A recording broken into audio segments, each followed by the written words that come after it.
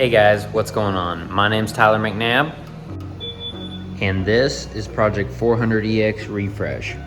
So, for this project, we are in the middle of putting the top end in.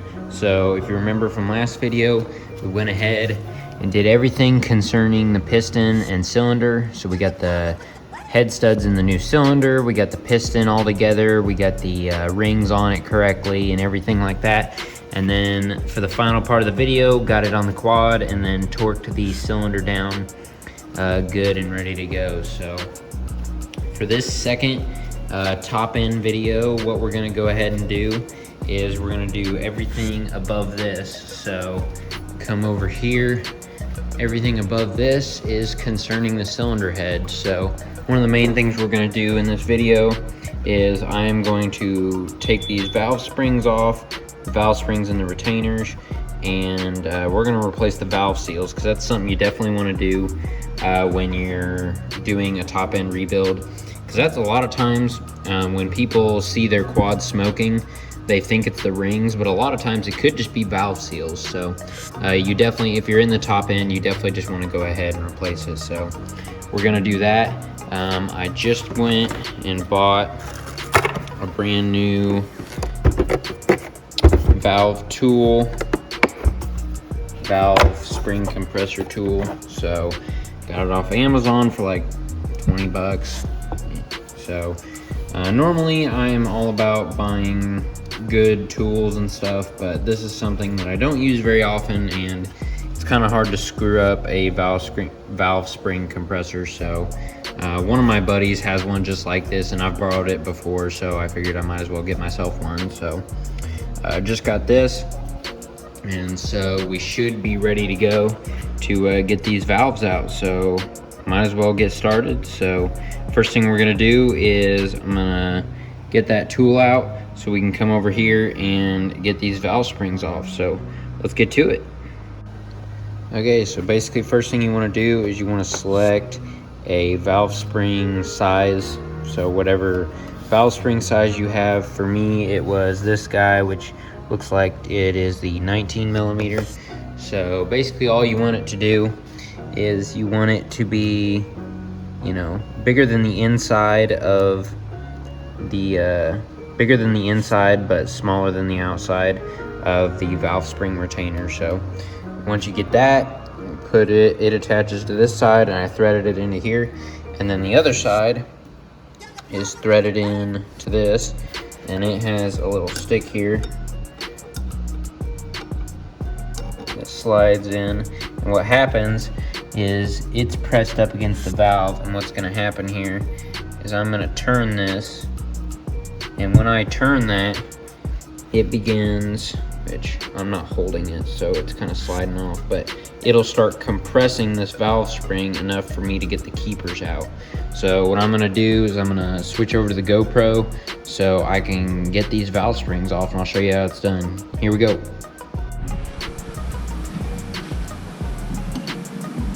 Okay, so I've got it all set up here. So what I'm gonna do is I'm gonna start tightening this. I'm gonna try to keep this guy centered in the center of the valve spring. Flip this over a little bit. Okay, there we go. So now that I'm centered, I'm gonna start tightening this, and it is currently, hopefully you guys can see this,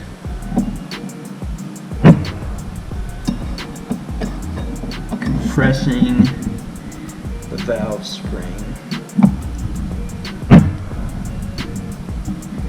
We just need to compress it enough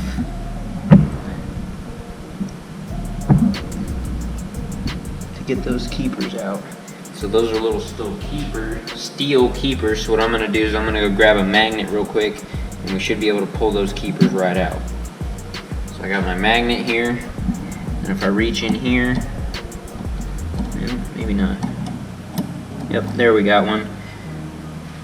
See that right there? That is a keeper. So I'm gonna toss that right over here, and I'm going to see if I can get the other one. No,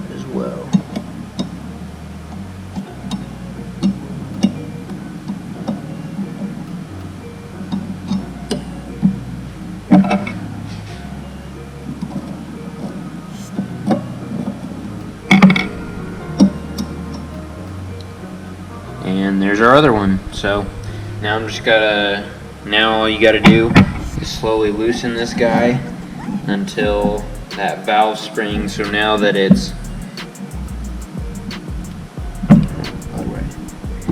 now that there's no keeper, the valve spring will uncompress all the way and come off. So let's do that real quick. Show you what that looks like.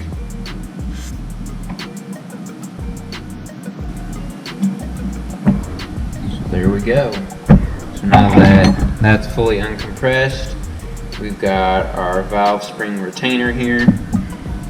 We've got our outer spring. We have our inner valve spring. And then if we push this guy, we have our valve. And since that's this side, that is one of the exhaust valves. So now I'm gonna go ahead and do that for the rest of them. So time lapse here real quick, crank through the rest of them, and then after that, we can get ready to put in the new valve seals.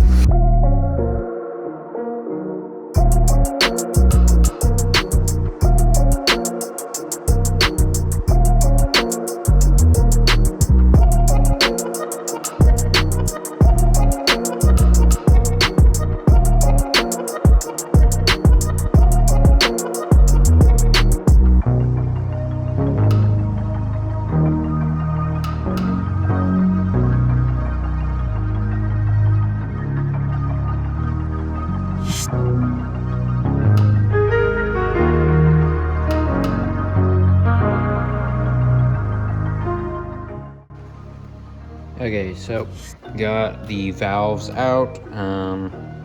Yeah, it went pretty straightforward, except for you probably saw me struggling with one of them in the video. It was this guy, and it turns out that this intake valve has something going on up here at the top. Not sure exactly what's going on, but I know it's the valve because I tried this valve inside of this guide. It slides fine, and then plus this one slid fine initially until it got to the top of the valve got to about here, and then it stiffened up real nice. So I'm not sure if it's just a tiny bit bent or what's going on. And then I also tried that valve in this guide as well, and it would not go in. So there's something going on with that valve. I'm gonna talk to my buddy, see what he wants to do about it. But looking like we may need to get a new valve for that one. So we'll see what needs to be done, but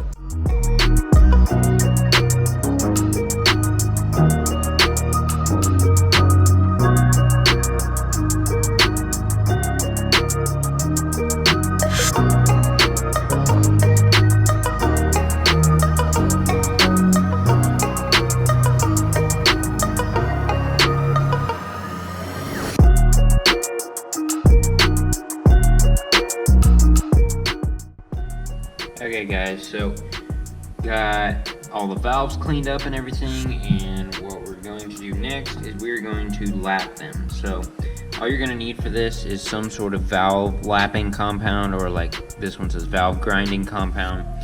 And all you're going to do is you're going to take a little bit of this. Oh shoot, there's a lot. Put a little bit on your finger, and then you're going to run that around the edge of this valve. That around the edge there. Just make sure it's covering the sealed portion of the valve, or the portion that is going to be sealing on. And then what we're going to do, I'm going to slide this in right here, and then normally how you're supposed to do is you have like a little suction cup tool that you put on the valve, and then you twist it but I couldn't find one at my local auto parts stores. So how I've done it before is I just grab the back of the valve and twist, and if you listen as I twist, you can hear it kind of grinding, and that's basically making sure that it's going to seat well. So here, give it a listen.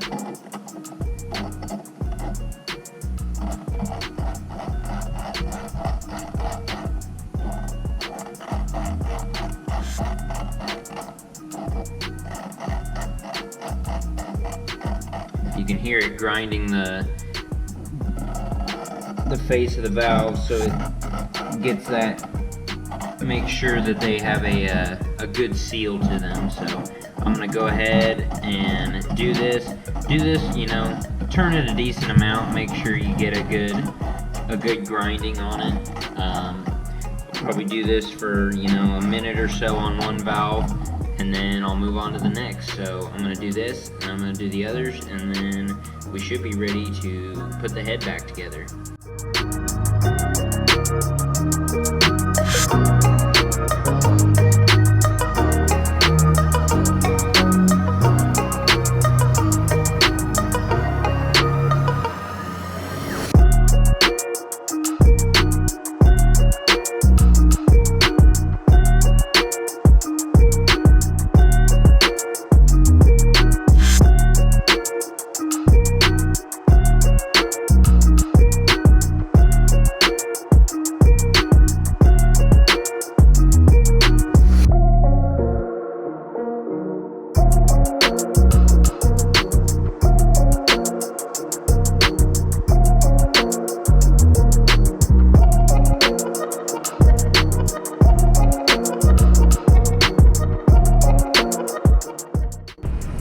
Okay, so got the valves lapped and everything, and so next thing we can do is I'm going to put on our valve seals.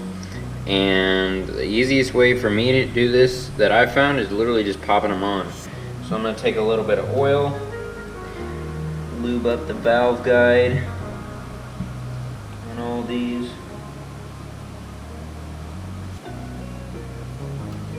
Just make sure they're nice and coated. And then these guys should just pop right on.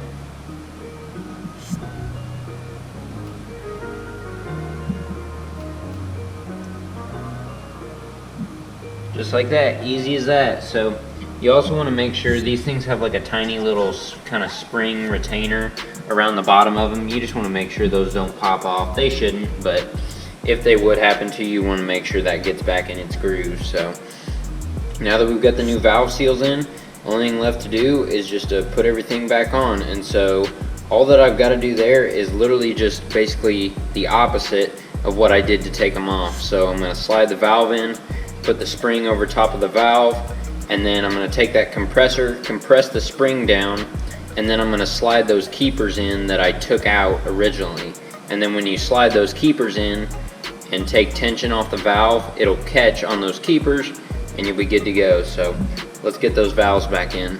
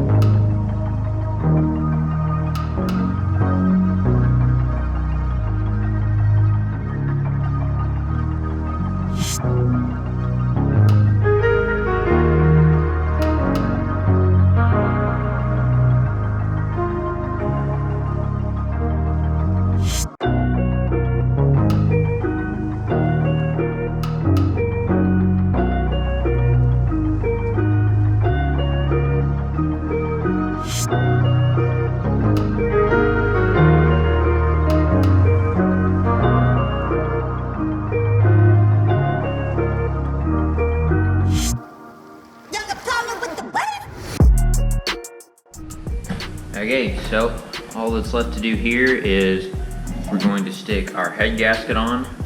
Pretty simple there. And then last thing to do is just put the head on. So that's also pretty simple. We're just gonna line up the studs and drop this head down on top of the cylinder.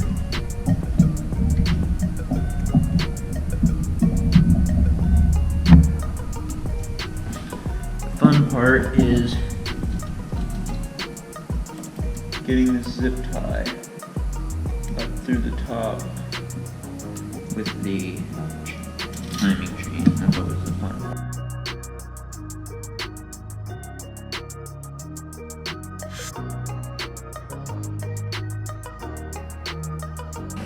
Just gotta wiggle it down on there. And once you make sure those dowels are in place, use a rubber mallet to just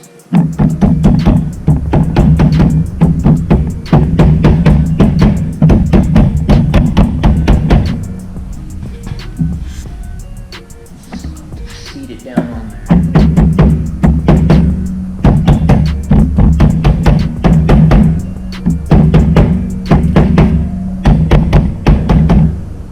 Yep, that's pretty darn close. So now that we got that, we can go ahead and put our nuts on here, and we're gonna need to torque those down to the same thing we did for the cylinder bolts. The head studs also go to 35 foot-pounds, so we're gonna do the same thing for those. Okay, so when you're going to put these head bolts on, you wanna make sure you be very careful about putting this washer on down here, because the last thing you want is this guy falling down in the engine. So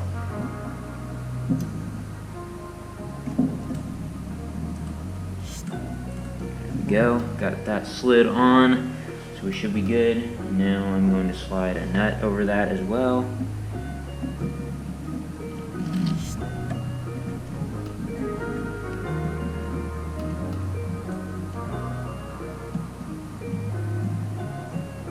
Okay, so we got the nut started, and there we go. We should be good now. I'm gonna go ahead and do the rest of them. We'll get them torqued, and then this part, getting the head on, should be good to go.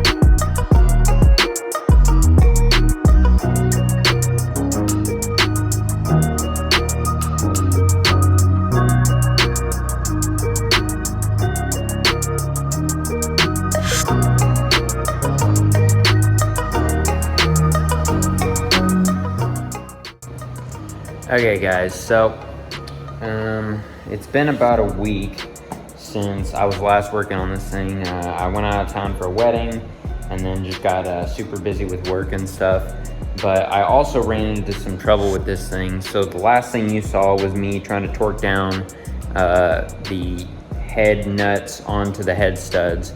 And what actually ended up happening is the very front stud, I was tightening it and I got it to about 15 foot-pounds, and then when I jumped up to 35 to torque it good, it never torqued. It just kept loosening and loosening and loosening, and I was like, oh my gosh, what's going on? So my first thought was the either the top stripped out, the top of the head stud, or the nut that I was torquing down stripped out. And then I realized that the head stud was shortly getting higher and higher and higher. And so what actually ended up happening, and kind of what these 400EXs are known for, is it literally just pulled the threads right out of that cylinder. And so what I was doing when I was tightening that is I was pulling the stud up, and the stud was just pulling the threads with it. So unfortunately, I had to go through and fix that. I didn't film it just because it was kind of a tedious process, but I went through, ended up just putting a helicoil in it because that's not a huge deal. really the main weak point in those cylinders is the threads themselves. So by putting a steel helicoil in, you're actually making them a little bit stronger, as long as you do it the right way. So got that helicoiled, and then I went ahead and torqued them, and now they're all good and torqued. So we should be good now. The only thing that's really left to do is we need to get the camshaft in, get this thing timed, and then put the valve cover on, and then we can do last minute things like gas tank, carburetor, exhaust, so we can try to get this thing fired up. But yeah, that's pretty much it. So I guess here we go. I'm gonna go ahead and get the camshaft in and get this thing timed. So let's do it. Okay, so first thing you want to do is you want to make sure your engine is at top dead center. So basically all you got to do there is you go over to the stator side and you rotate your engine until you look in the top little window and make sure that it's lined up. Let me see if I can show you real quick. So I've got my ratchet on the crankshaft right here. This is how you're going to rotate the engine, and you want to rotate it the same way that it's going to rotate, that it would normally rotate. And so that way is actually going to be, let's see, it would be counterclockwise, because the front sprocket turns this way. It goes through one set of transmission gears, which is turning the opposite way, and then we come back to the crankshaft, which would be turning the same way as the sprocket. So it's gonna go counterclockwise would be the way you're gonna spin it if it needs to spin. And then if you look in here, you can kind of see there that mark that I made on the flywheel. So that is aligned with that little cutout in the top of the case. And so that means that you're at top dead center. So that's the first thing you want to do. You want to make sure you're at top dead center.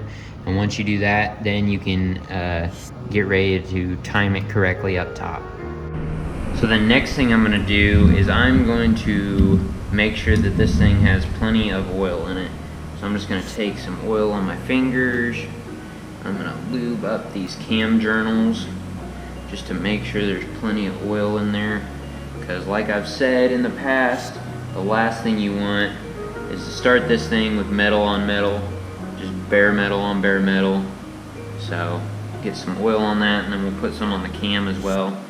And then next thing you're going to do is, so you're going to take the cam, and the cam's got two little notches on it. It's got one on each side, basically 180 degrees out from each other. And what you're going to do there is you're going to line them up so they're parallel with this flat surface on top of the cylinder head. And what you also want to do to make sure you know which way it is you want these journals of the cam, or not the journals, the lobes of the cam, you want them to actually be facing downward. That way, that's the correct way that it's timed. So what I'm going to do is face these cam lobes downward, and then I'm going to line these little dashes up with the make sure they're parallel to the head. So this can also be a little tedious, so just take your time doing it, and you should be able to get it in there and get the timing chain on there. So here we go.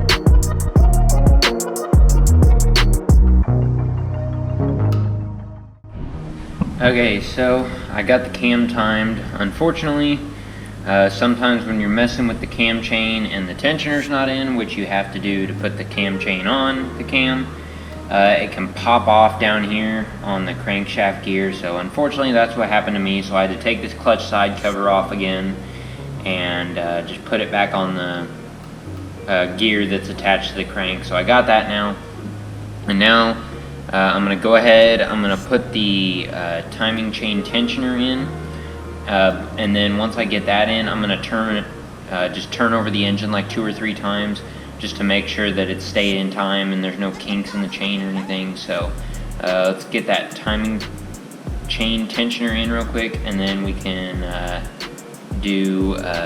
then we should be ready to button this thing up. So when you're doing this, what you're gonna wanna do is you need like a small, straight, flathead screwdriver, and you're gonna stick it in the center. You're gonna feel that groove, and when you turn it, you tighten it to the right. No, maybe. Yeah, there we go. It sucks that tensioner in, and one way you'll know your tensioner's bad is if you push on it like this and it pushes in. That means your tensioner's bad and you need a new one. But what this will do is it'll slowly push out the timing chain and keep it tensioned. So the tricky part about this is you have to reel that in and then hold it while you're tightening it down to this. And so here we go. Let's try it out.